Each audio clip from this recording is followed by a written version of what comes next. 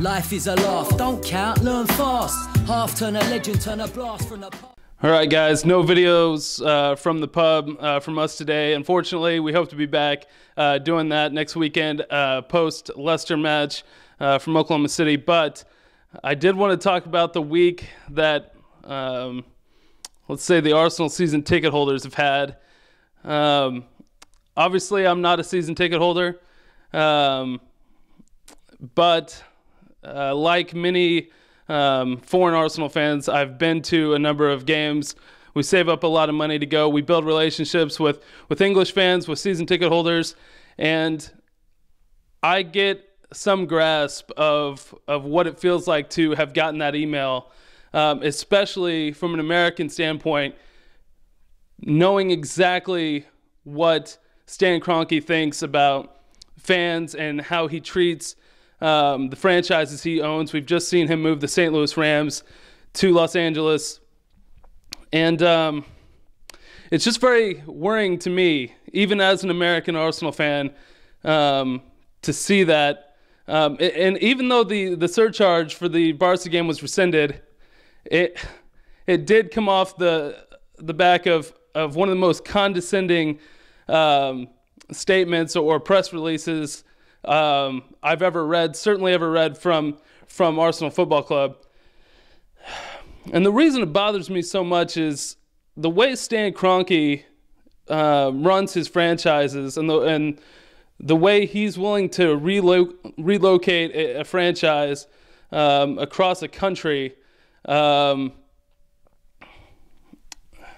It just goes very much against what I've always understood Arsenal to be in terms of how it's built a club, how it's built success, the important people that Arsenal's always had in the background, from Herbert Chapman to David Dean.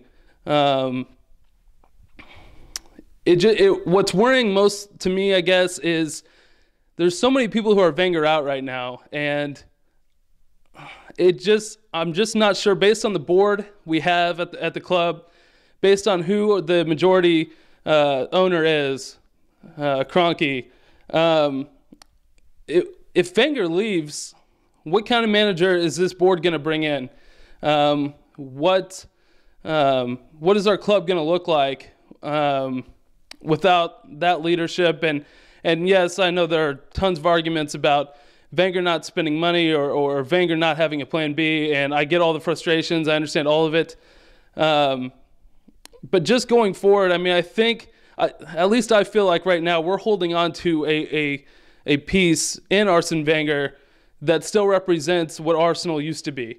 And what Arsenal still is to a degree. Arsenal's always been known as a club, and I think still seen by many fans of other clubs as the sort of club that does things the right way. But a surcharge of whether it's 15, 20 pounds, 50, whatever, to do that to your fans, I think Arsenal has turned into a different prospect, and I know that's modern football. I know that's the way it goes.